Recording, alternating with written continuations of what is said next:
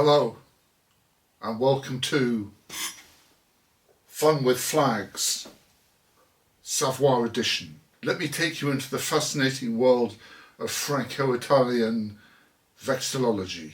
Do you like 150 days of winter? But you are the YouTuber. You've always been the YouTuber.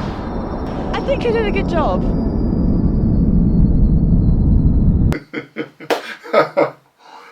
Excuse me for channeling my inner Sheldon Cooper. I just had to do it.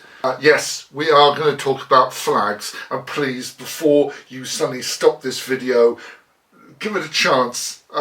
It's one of these geeky things that I find interesting, and every now and then I maybe find other people who find it interesting as well. So earlier this week I was up at the Col de Pitti Saint Bernard for the opening. If you haven't seen it, there's a link up there somewhere. Anyway, while I was waiting for the opening ceremony, there was a gentleman up there who put out a large collection of flags. And I had when I say fascinating chat, in my best broken French, expressed an interest in flags, and he went and told me that he was part of the president of the delegation of the Royal Cross of the Savoie region, where basically there are probably many people in this area who would like the Savoie region to go back how it was. If you ever come up to Courchevel, you'll probably find graffiti somewhere that says something like Savoie Libre and things like this. But anyway, this isn't about politics, so please. The regions that these were made up of have a lot of really interesting flags. The history of this region has been very changeable. To give you a really simplified view, if you thought that Italy always looked like it had, it actually has gone through many different changes over time. Here is Italy in 1494, and if you look at the top left hand corner, you can see that the Savoy region, as it was known then, in French we call it Savoie, Italians call it Savoy. By 1796, again you can see that the region of Italy have changed, and now that the Kingdom of Sardinia takes up the most of the area in the top left of Italy. In 1843 the borders have changed yet again, and in 1860 the borders with France change after the Treaty of Turin to something that we know today. That's enough of the geography lesson.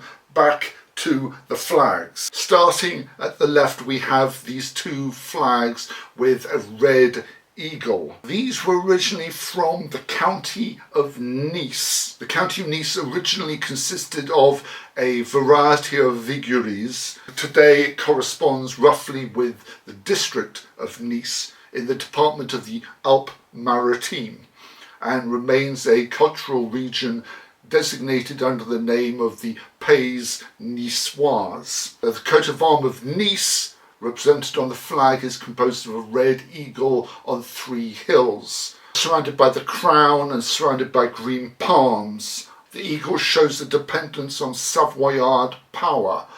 The counts, or then the dukes of Savoy, justified their power over the county of Nice by claiming their title of imperial vicar. Of course, behind these we see a very common sight around here, which is the Savoie flag, which is the Savoie cross, a red flag with a white cross. But however, in the front we have this blue flag with the Savoy cross in the top left hand corner, and this is from the Duchy of Savoy. Then of course as we go across we have a modern day Italian flag. To the right we have a flag of the Kingdom of Italy, similar to the current flag but with a crown and shield inset.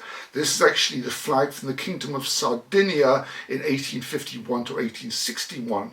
The shield of Savoy symbolised the leading role that the Kingdom of Sardinia had in the process of national unification of Italy. Now this is the best one. Below it we see what looks like a Greek flag. It's actually the flag for the Principality of Siborga, which is an unrecognised micronation that claims to be 14 kilometres squared, located in the northwest Italian province of Imperia, near the French border. And it's about 35 kilometres from Monaco. Assertions of sovereignty were instigated in 1963 by local campaigner based on unproven claims about territorial settlements made by the Congress of Geneva after the Napoleonic Wars.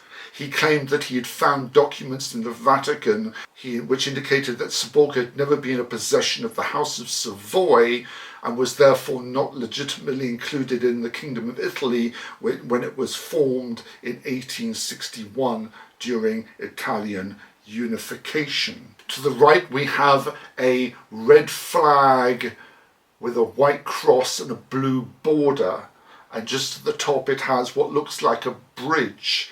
The flag of Piedmont is essentially the arms of the Prince of Piedmont, the title of the eldest son of the King of Sardinia. When Duke Amadeus VIII of Savoy, great name, gave his eldest son the title of Prince of Piedmont in 1424, he added a heraldic label to the coat of arms, distinguishing it from the general coat of arms of the House of Savoy. The next two flags are, of course, duplicates, followed by a black and red flag with rampant lion. This, of course, is the flag of the Aosta region. The flag was created in 1942 from an idea by Canon Joseph Brian, entitled The Great Aosta Valley. Joseph Brian drew the colours of the 18th century coat of arms of the Duchy of Aosta, a silver lion on a black shield with a red tongue, and a two-coloured flag.